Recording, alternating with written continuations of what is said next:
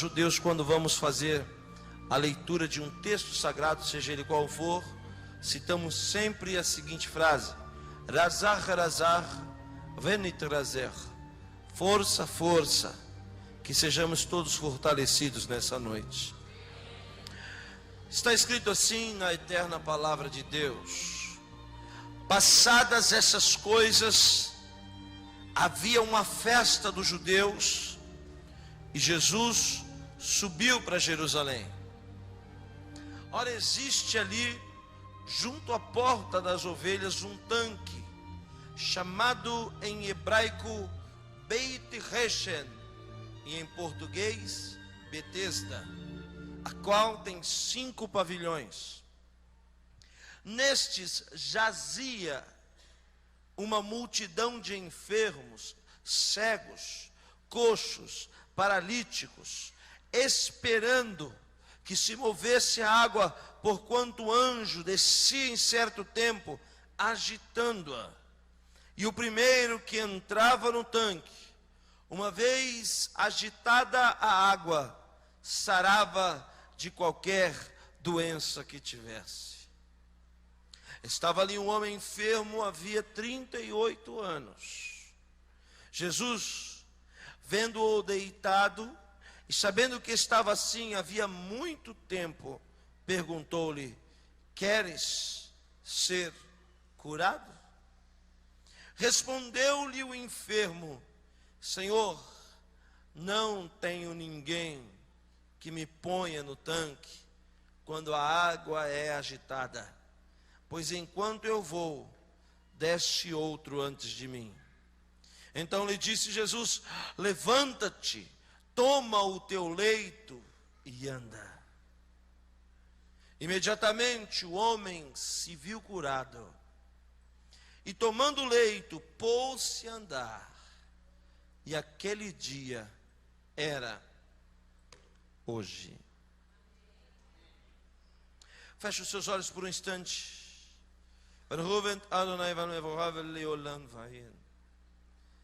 Bendito sejas tu, eterno nosso Deus. A tua palavra dura para todos sempre. Deus, eu não conheço essas pessoas que aqui estão, nem sequer sei o nome delas, mas eu tenho plena convicção que o Senhor conhece cada um desses meus irmãos que estão aqui neste lugar. Deus, não há um a mais e nem um a menos das pessoas que precisam ouvir a tua voz aqui nessa noite. Esta palavra tem um endereço certo.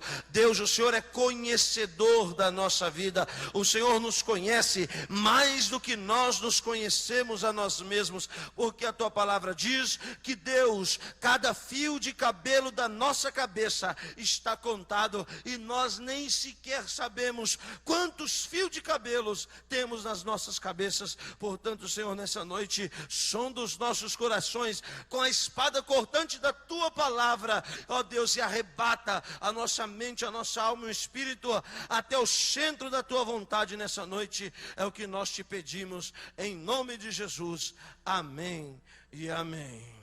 Irmãos, deixa eu só te falar uma coisa antes de você sentar. Não se assuste comigo, que eu sou assembleiano, viu, irmãos? Sou meio barulhento, amém? Então quero dizer, só os pentecostais, lavados e remidos no sangue de Jesus, pode sentar na cadeira dando glória a Deus. Só aqueles que são cheios do Espírito Santo sentam dando glória a Deus. Pode sentar agora, sente dando glória a Deus.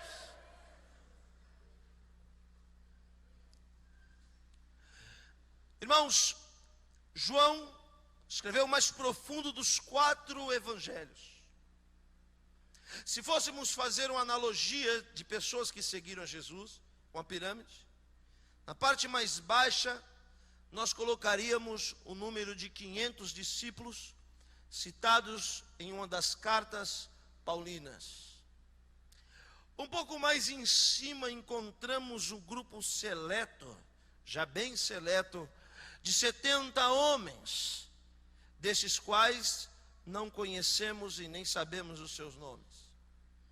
Um pouco mais acima na pirâmide encontramos o grupo dos 12, estes discípulos que depois se tornaram apóstolos É lógico que excluindo a pessoa de Judas Iscariotes.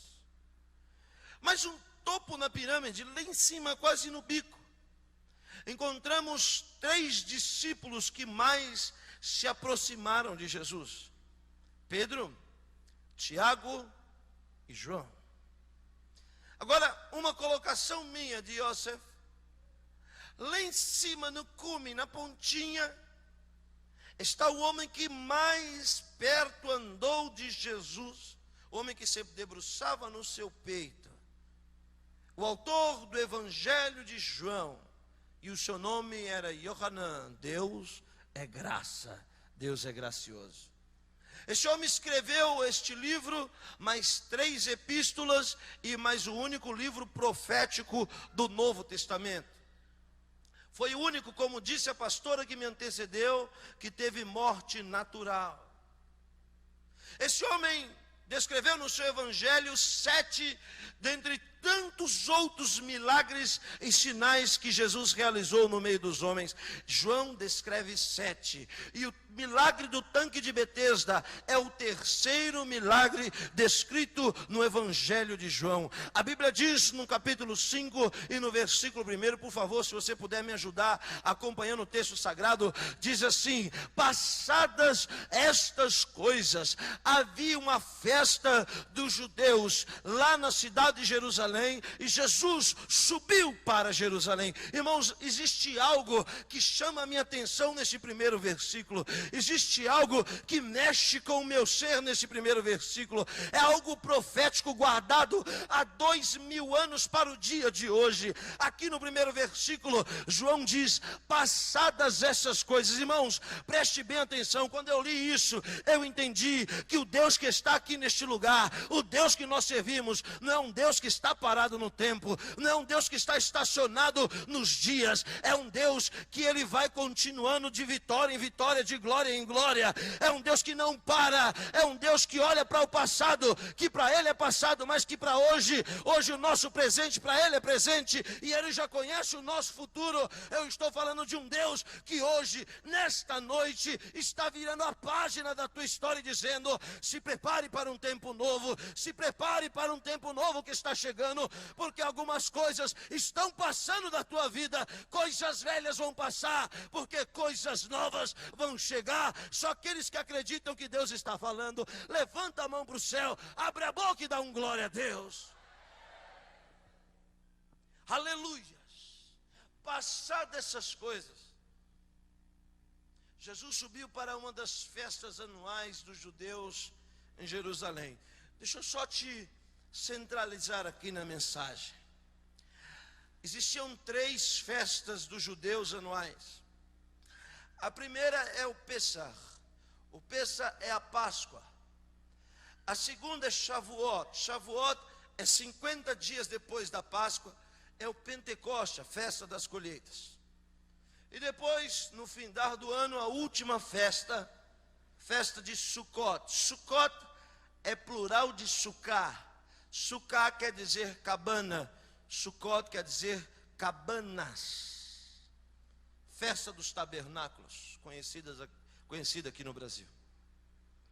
Então, a Bíblia diz que Jesus estava subindo para Jerusalém, com certeza era uma dessas 3 festas, porque eram as 3 únicas festas que exigiam que os judeus saíssem de qualquer lugar da Palestina, de qualquer lugar do Oriente Médio e subisse para Jerusalém. Eram as festas que exigiam a peregrinação, a romaria, a romagem até a cidade sagrada de Jerusalém, porque Deus instituiu um único lugar naqueles dias, nos dias de Jesus, um único lugar onde deveria se adorar ao Deus eterno, um único lugar, um templo único, o templo central, lá no Monte Moriá, dentro das muralhas da cidade sagrada de Jerusalém, estava o templo de Herodes o Grande. Este é o templo dos dias de Jesus. Este foi o maior dos 3 templos já existentes lá em Israel. E aí, nos dias de Jesus, todos os judeus deveriam peregrinar das suas cidades até a cidade sagrada de Jerusalém, para lá estar celebrando as festas ao Deus eterno de Israel. Não sei se alguém aqui já viu alguma maquete, alguma foto, mas você vai entender o que eu vou dizer. Estes judeus, quando chegavam em Jerusalém para celebrar ao Senhor no templo, eles deveriam passar pela maior porta da cidade. A porta dourada existe até hoje. Hoje ela está fechada porque não existe mais o templo. Existe uma mesquita de Al-Aqsa, Domo da Rocha, lá no lugar do templo. Os muçulmanos fecharam a mesquita, ou melhor, fecharam a porta, porque eles ouviram a profecia de que quando o Messias viesse, deveria adentrar por aquela porta, a porta dourada. A porta dourada é a maior das 12 portas de Jerusalém.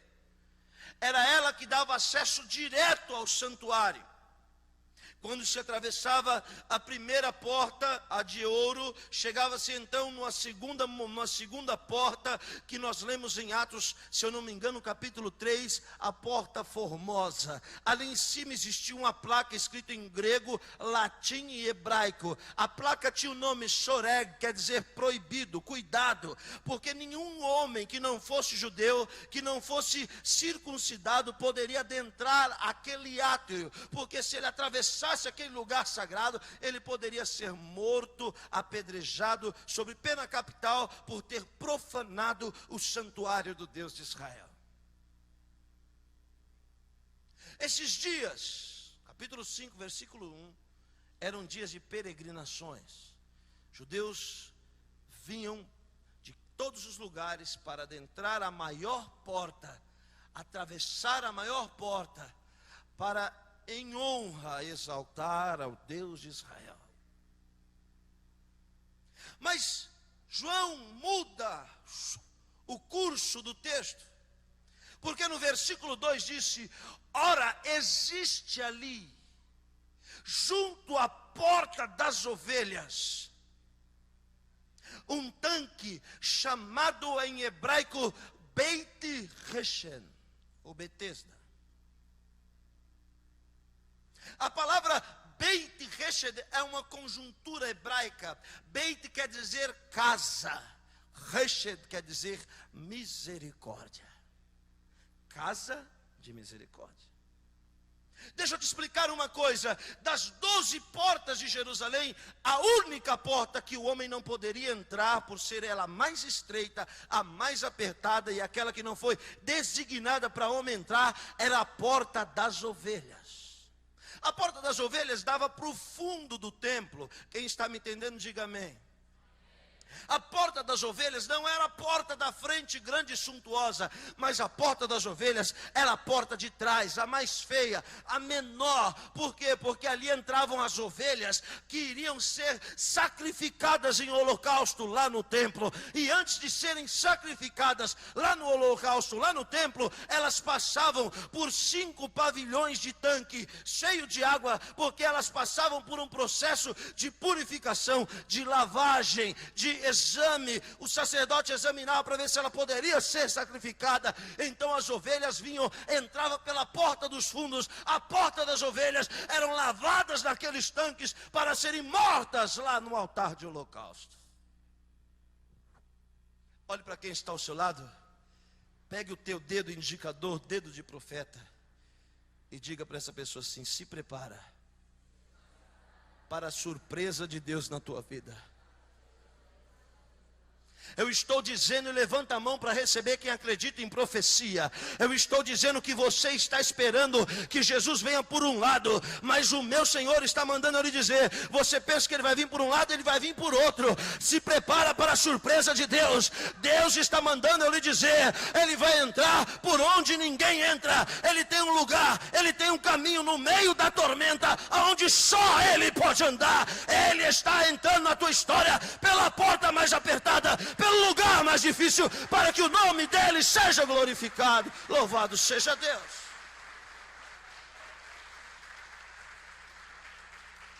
Na tua vida existe uma porta das ovelhas.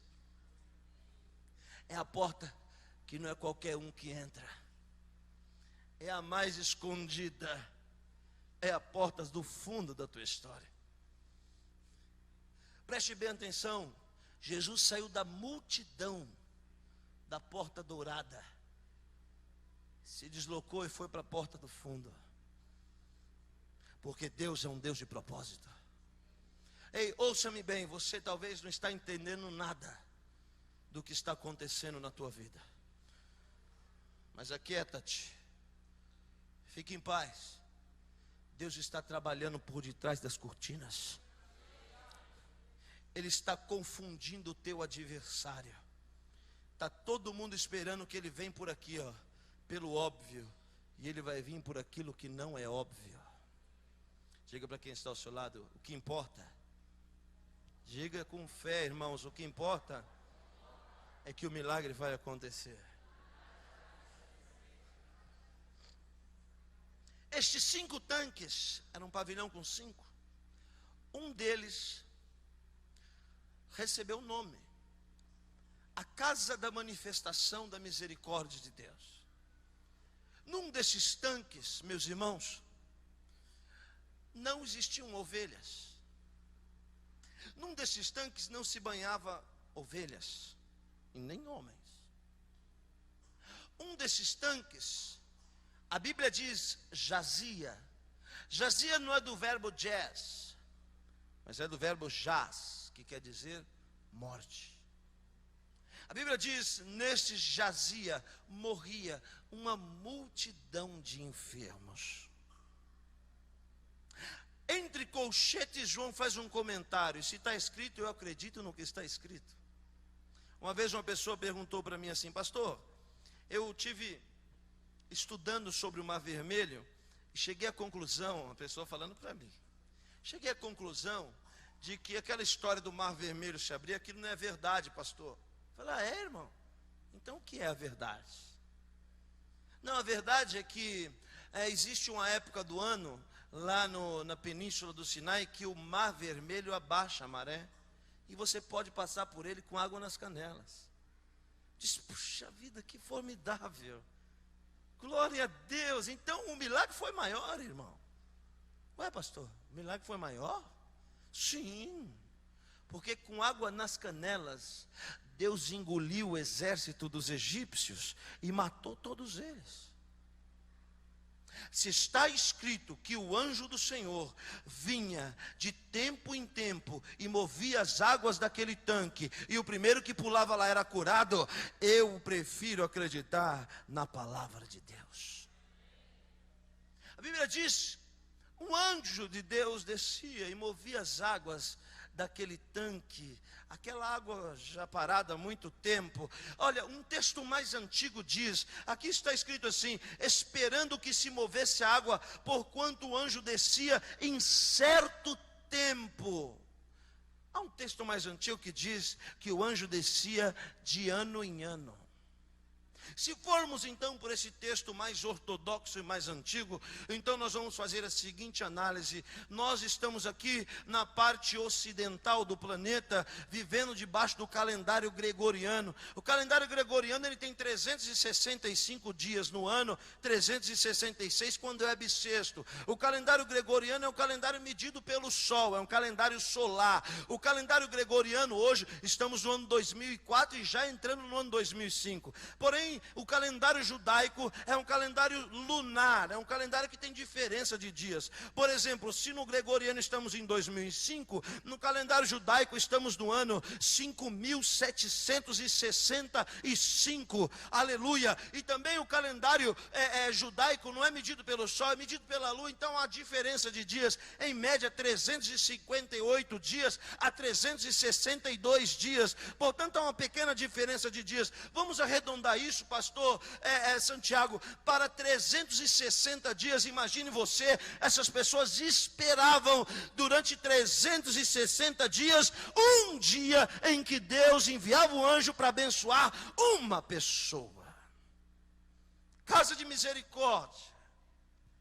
Deus ministrava a sua misericórdia aos homens, uma vez por ano, para uma pessoa. Diga comigo, conta-gotas. Eu não ouvi, mais uma vez. Eu olho para esse texto e vejo uma divisão aqui nele. Eu vejo dois períodos aqui. Eu vejo um período de conta-gotas de Deus. Tum. Aí outra gotinha, só ano que vem. Misericórdia, Beit Reshen, misericórdia, Reshen, tum. Outra misericórdia só ano que vem. Para uma pessoa, um por vez. Mas existia algo virtuoso na vida dessas pessoas. Eu não sei se por falta de opção, mas elas tinham algo que chamava a minha atenção. Elas estavam esperando algo da parte de Deus. Irmãos, talvez haja alguém aqui no nosso meio hoje que está vivendo de conta-gotas de Deus. É uma benção ali, é uma benção lá. É uma benção lá em abril. E como disse o pastor que me antecedeu, tem gente que já quer que o ano termine, mas quem tem visão de Josué, sabe que o ano não termina, e ele vai até o último segundo do ano, esperando as bênçãos de Deus. Mas tem gente que é assim, é uma bencinha aqui, uma bencinha lá. E vamos ver, uma migalha aqui, uma migalha lá. Deixa eu te dar dois exemplos de migalha. Uma vez, Jesus está atravessando as terras de Tiro e Sidom. Tiro e Sidom hoje é Líbano, é norte de Israel. Lá no Golã tem Líbano e tem a Síria, não é a Síria. Síria, Tiro e Sidom.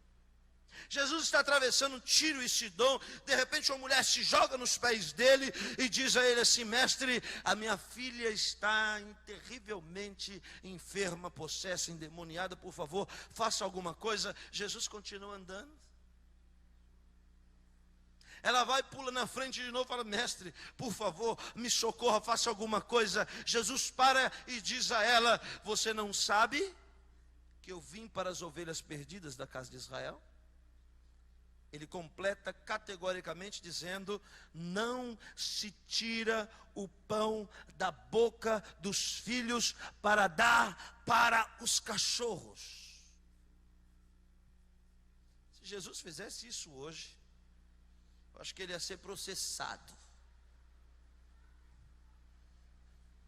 Aquela mulher tinha fé, ela levanta os olhos e diz: mestre, mas também os cães comem das migalhas que caem da mesa do seu Senhor. Sabe o que ela disse para ele? Senhor, pode ser uma migalha, uma bênção, uma conta-gotas, uma manifestação de misericórdia que muda a história da minha vida. Sabe o que Jesus diz? Jesus para e diz: eu nunca vi fé como essa lá em Israel. Mulher, agora a colocação minha: eu não sou Deus de migalhas. Pode se levantar, pegue o pão completo, vai, porque a tua filha está curada.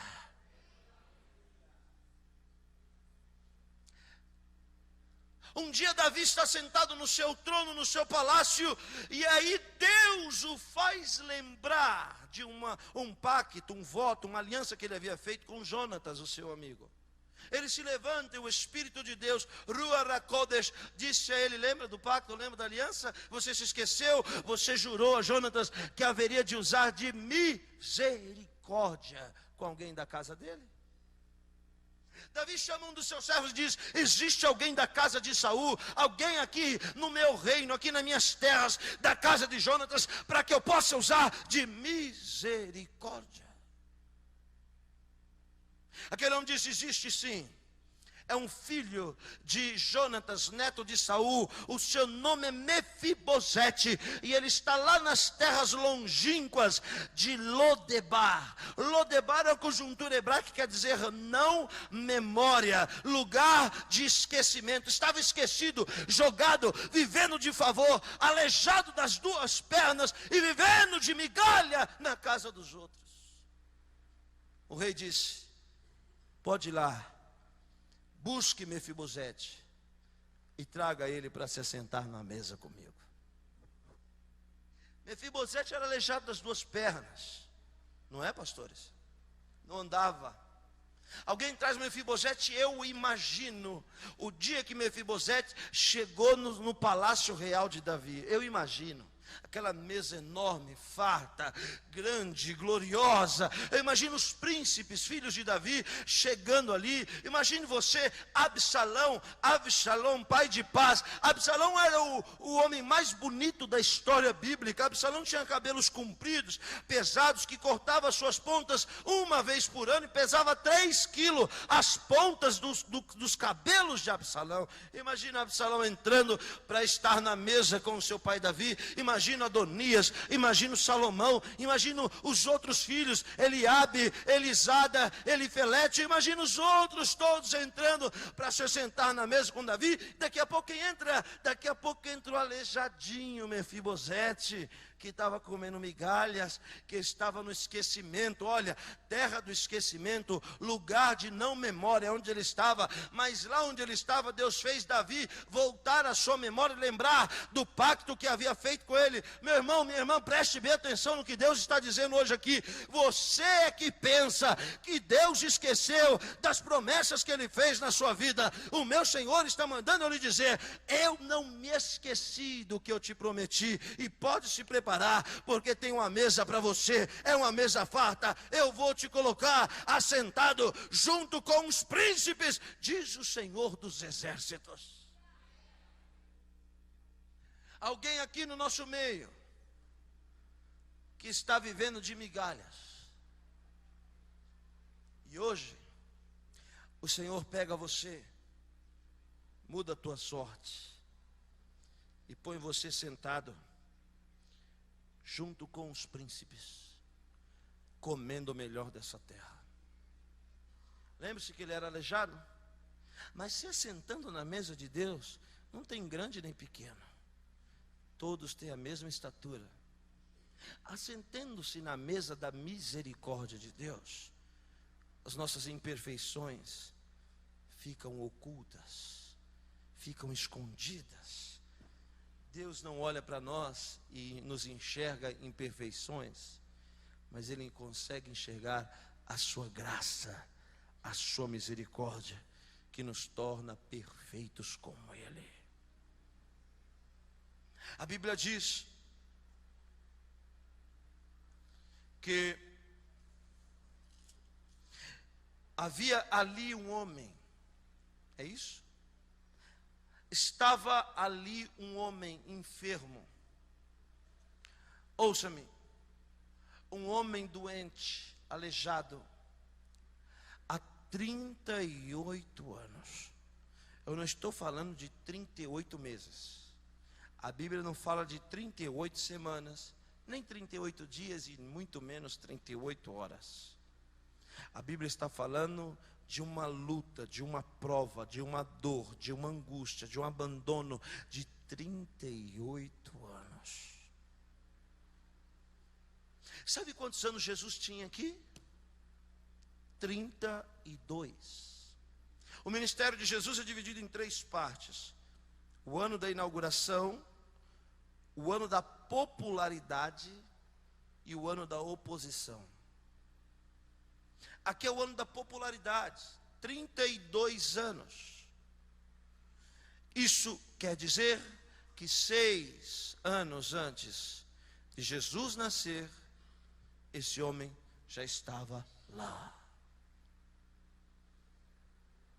Imagine você, Deus está dando as últimas instruções para Jesus no céu. Isso é colocação minha. O que ele deveria fazer na terra. E 6 anos o homem já estava lá. Jesus nasce na cidade de Belém. Na verdade, os seus pais eram de Nazaré. E por causa de um censo de Quirino, um dos líderes regionais do Império Romano naqueles dias, eles tiveram que peregrinar. E por isso chegou o dia de Maria dar à luz e pararam na pequena cidade de Beit-Halem, Belém. Beit-Halem quer dizer casa do pão, o lugar onde Davi nasceu e aonde o profeta profetizou que da dinastia de Davi viria aquele que haveria de reinar eternamente, que o seu reino jamais teria fim. E a Bíblia diz que ela dá luz ali, na cidade de Belém. E quando ela dá luz na cidade de Belém, aquele homem já estava há 6 anos na beira daquele tanque.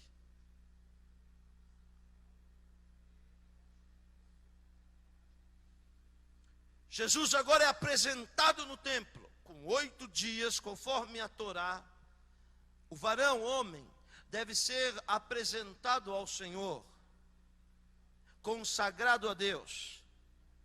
Lá nos dias de Jesus no templo, então traziam a criança até o sacerdote oferecia um holocausto, e no caso de Yosef e Miriam, que é Maria e José, no caso deles, por ser pobres, uma pombinha em sacrifício, levantaram o menino, consagraram o menino, fizeram a Brit Milá, que é a circuncisão, circuncidaram o menino e perguntaram para o pai como é o nome do menino, e o pai disse: o nome dele é o nome que o anjo ordenou que fosse. E Yeshua é o nome dele, que quer dizer Deus é salvação.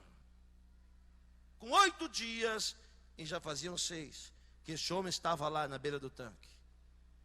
Jesus desaparece e aparece agora, preste atenção, João e os outros evangelistas, eles frisam as fases da vida de um judeu: o nascimento, com a aliança da circuncisão, e depois com 13 anos aparece Jesus fazendo bar mitzvah. Bar mitzvah quer dizer filho do mandamento, filho da lei. É com 13 anos que o garoto em Israel pela primeira vez vai fazer a leitura pública da Torá. Veja bem, na escola se aprende a lei de Deus em Israel, e portanto os meninos, quando iam fazer o bar mitzvah, eles deveriam recitar versículo por versículo de Gênesis, Êxodo, Levítico, Números e Deuteronômio, ou seja, Bereshit, Shemot, Vaikra, Bemidbar e Devarim. Ele recitava versículo por versículo da palavra de Deus, só dos 5 primeiros. Mas a Bíblia diz que os pais de Jesus vão embora, perdem o menino, voltam depois de 2 dias, ele está no templo, e ele não está sozinho, ele está discutindo com os doutores da lei, ou seja, ele se deu muito bem recitando Gênesis, Êxodo, Levítico, Números e Deuteronômio, mas Jesus estava excedendo o conhecimento das outras crianças da sua idade, porque ele estava também citando a Taná, ele estava também citando o livro dos Salmos, ele estava recitando os livros históricos, ele estava recitando também o livro proféticos e poéticos. Ele estava assustando os rabinos da época, que perguntavam: da onde vem tamanha sabedoria? Jesus desaparece com 13 e reaparece com 30. Com 13 anos, já faziam 19 que aquele homem estava na beira daquele tanque. Uma vez uma pessoa perguntou para mim: pastor, o que Jesus fez dos 13 aos 30? Por que não está na Bíblia? Pastor, o que aconteceu? Alguém disse que ele foi nos pés de Buda, alguém disse que ele foi não sei aonde, alguém disse que ele não foi no céu. Pastor, enfim, o que aconteceu? Eu disse: sabe o que aconteceu? Disse: não. Aconteceu algo que não te interessa. O crente é curioso, né? Quer saber até da vida de Jesus. Se não está escrito, irmão, é porque não nos interessa.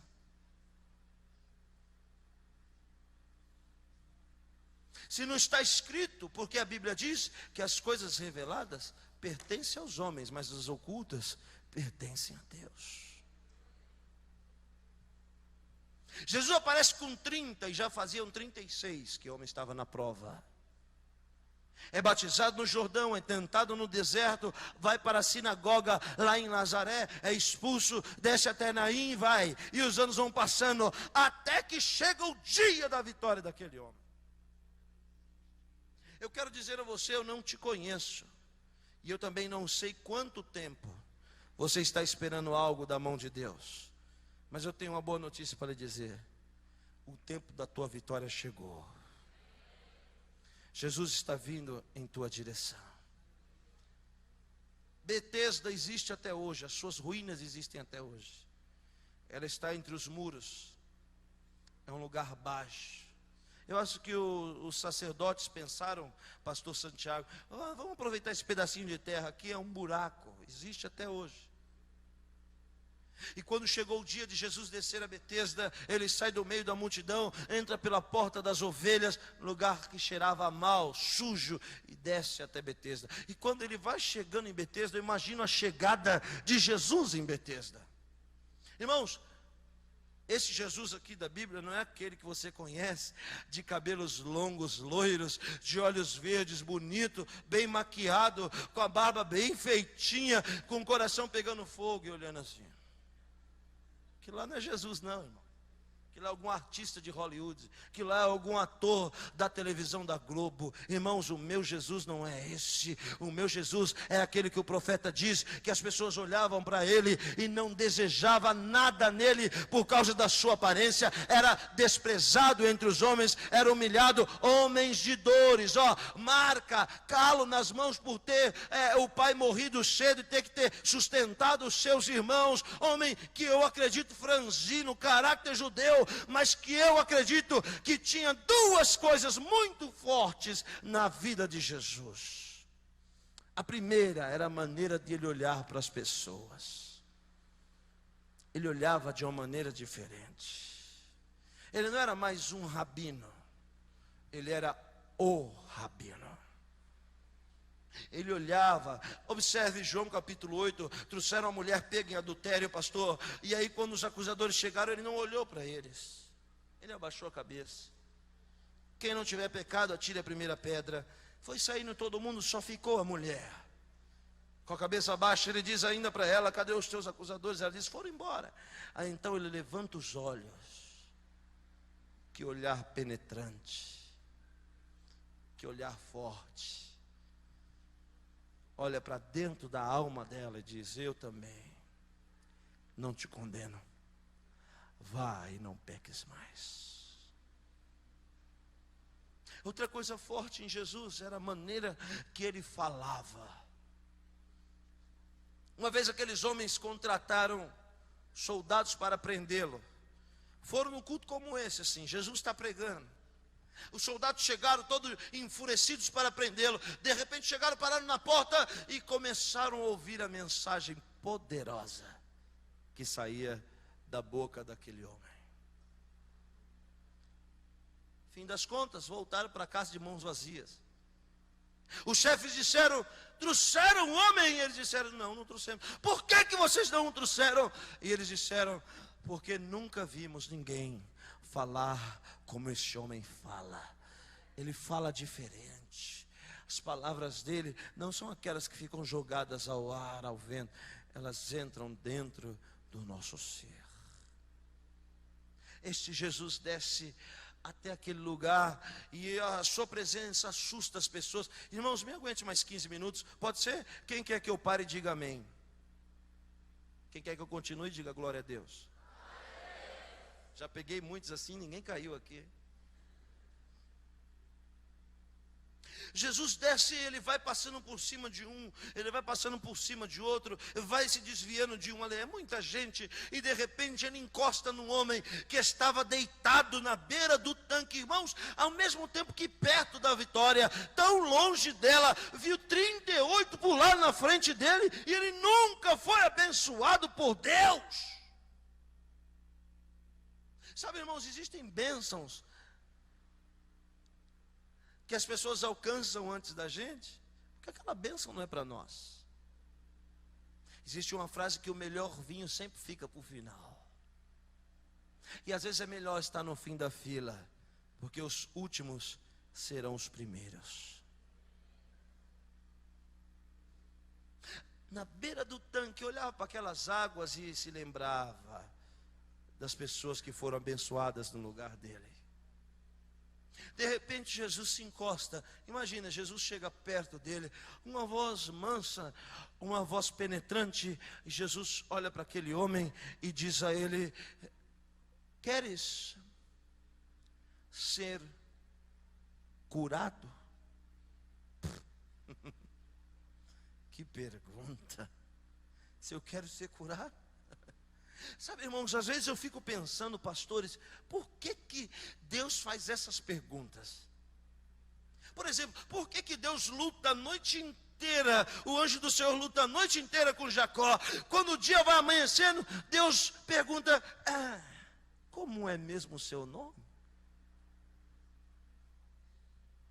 Por que será que o anjo do Senhor entra dentro da tenda de Abraão, conversa com Abraão, come com Abraão e depois pergunta a Abraão, e Sara, a tua mulher, aonde ela está? Cadê Sara? Eu quero saber onde ela está. Será que Deus não sabia onde estava Sara? Será que Deus não conhecia Jacó? Perguntas. Por que será que Jesus chega diante de um cego e diz a ele, o que queres que eu te faça? Eu queria uma bengala nova com direção hidráulica e ar-condicionado. Eu pergunto por que Deus faz perguntas tão óbvias como essa. Eu perguntei ao Espírito Santo, ele disse para mim, meu filho, sabe por quê? Preste atenção, olhe para mim. Porque Deus é um Deus de relacionamento.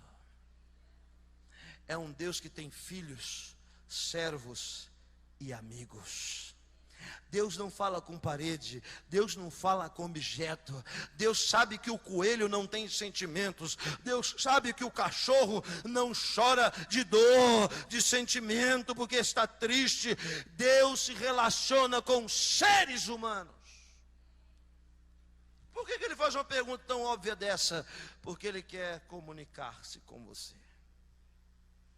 Jesus chega para ele e diz assim, queres ser curado? E olha só o que esse homem responde. Ele levanta a cabeça, pastora, e solta um grito que estava aqui na garganta há 38 anos. Ele diz, Senhor, eu não tenho ninguém. Desabafou. Estou sozinho aqui na beira desse tanque há 38 anos. Eu não tenho amigos, eu não tenho família, eu não tenho aqui irmãos. E eu acho que ele disse, nem Deus eu tenho mais. Ele jogou para fora aquilo que estava dentro dele, aquela solidão da beira daquele tanque, havia martelado como um conta-gotas que pinga todo dia e enlouquece aquela pessoa. E ele estava ali, e o diabo todo dia, eu acho que se encostava nele e dizia, você está só, até Deus te abandonou.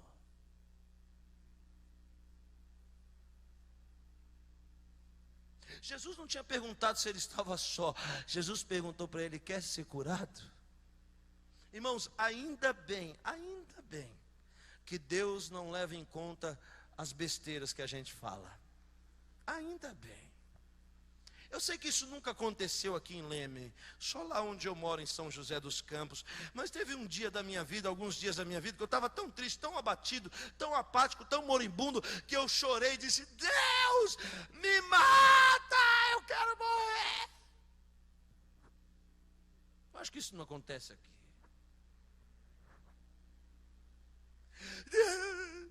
Eu quero morrer.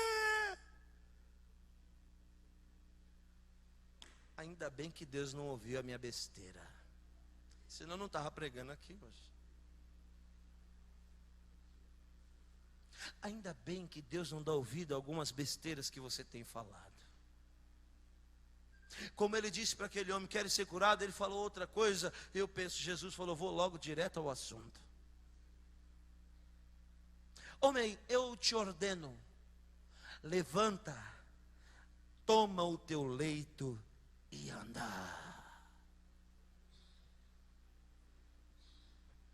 Eu fiquei perguntando, pastores, ouvintes da palavra de Deus, por que Jesus mandou ele pegar aquele leito? Cheguei à seguinte conclusão. Primeiro, porque se ele deixasse o leito ali, ia vir outro e deitar naquele lugar. Segundo, mas principal das conclusões, a mais principal das conclusões é a seguinte: Jesus disse para ele: pega esse leito, dá uma enrolada nele, bota debaixo do braço, anda, faz o que você não fazia até hoje. E outra, anda com esse leito, porque quando você falar para alguém que eu fiz uma obra na tua vida, você desenrola o leito e mostra para eles, diz aqui, ó, esse daqui é o leito que eu estava há 38 anos. Esse daqui é o leito que mandou na minha vida 38 anos, que me dominava. E agora depois de ter me encontrado com Jesus, sou eu que domino ele. Existem coisas que Deus faz na nossa vida, principalmente milagres, que Ele faz questão de deixar sequelas. Uma vez um pastor paralítico, Deus o levantou da cadeira de rodas. A primeira coisa que alguém perguntou foi o seguinte: pastor, vai entregar essa cadeira de roda para outra pessoa? Vai dar de presente para alguma instituição de caridade? Ele disse: não, essa cadeira de roda eu vou levar para minha casa, vou colocar na beira da minha cama. Todo dia que eu acordar de manhã, eu vou olhar para ela e me lembrar da misericórdia de Deus na minha vida. Por isso que Deus deixa sequelas. Sabe, irmãos, tem pessoas, me desculpe, que não estão preparadas para receber bênção de Deus. Vive pedindo uma casa na praia. Deus, me dá uma casa na praia. Deus, me dá uma casa na praia. Deus, me dá uma casa na praia. Deus, me dá uma casa na praia. Deus dá uma casa na praia para ele. Cadê o crente na igreja? Deus, eu queria um carro, porque eu quero fazer, olha a mentira, eu quero fazer a tua obra, eu quero consagrar esse carro para o Senhor. Aí Deus dá um carro, cadê o crente? Está batendo perna aí com o carro aí. Deus, pode me dar um noivo? Oh Deus, pode ser um noivo qualquer, 1,80 m, olhos azuis, rico, empresário. Deus, dá um noivo para mim. Deus dá, cadê o crente? Cadê?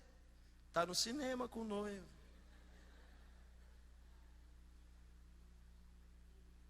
Por isso que Deus, quando faz o milagre, Ele deixa um espinho na carne, para quando a gente criar asa para sair voando, o espinho latejar. Aí o espinho lateja, a gente fala: opa, deixa eu ir devagar. Ele olha para a cadeira de rodas e fala: eu vou ter que ir devagar, porque senão eu posso voltar para lá. Sabe o que eu estou dizendo? Eu estou preparando o seu coração para o inesperado, extraordinário de Deus na tua vida. Esteja preparado para receber aquilo que Deus vai realizar na tua vida. Jesus encostou e disse para ele: levanta, homem, toma o teu leito e anda. Eu imagino a ordem de Jesus, e aquele homem com as pernas, irmã, atrofiada, não sentia nada naquelas pernas. De repente eu fico imaginando quando ele começou a sentir um fogo na pontinha do dedo. Começou a mexer a pontinha do dedo, era um fogo gostoso, e ele olhava para Jesus e olha o que está acontecendo? E o fogo daqui a pouco estava no pé, no joelho, na perna, na canela. Daqui a pouco aquele fogo invadiu aquele homem, e ele estava de pé andando na presença do Senhor. É assim, a gente espera que Deus envie um anjo, e é Ele mesmo em pessoa que vem para nos abençoar. Às vezes a gente estamos esperando a água, e Deus manda o fogo. Às vezes nós estamos pensando: não, é só dar um mergulho e minha vida resolve. E Deus fala: não. A sua vida vai mudar sem mergulho. Deus vai começar a movimentar áreas da tua vida que estão paradas há muito tempo. 2 amém aqui na frente, só eles vão receber isso. Você vai receber poder de Deus em áreas que estão atrofiadas na tua vida. Há uma ordem do céu: levanta e anda. E a Bíblia diz que aquele dia era Shabat.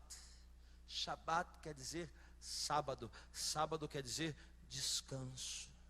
Mas dar descanso a um homem que estava deitado a vida inteira.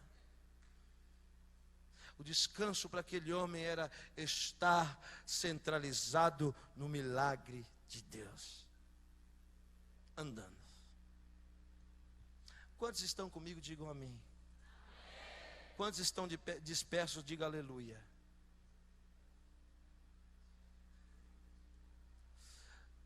Pastor, eu posso fazer um ato profético aqui nessa igreja? Quantos de vocês já viram um judeu pregar? Um judeu pregando, já viram? Um judeu bonito como eu, já viram?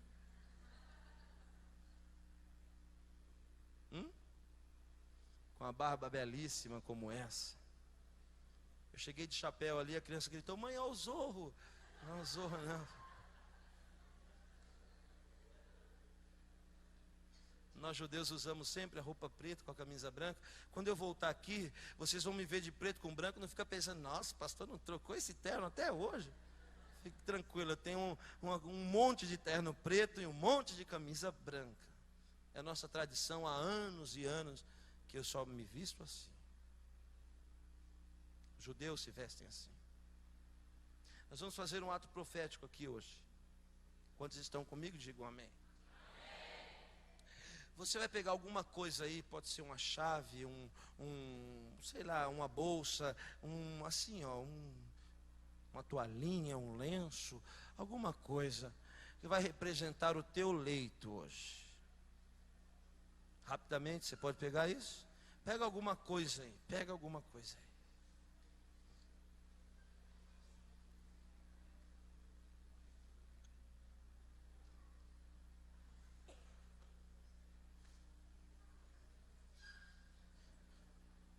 Eu acho que tem alguns crentes que ainda não jantaram.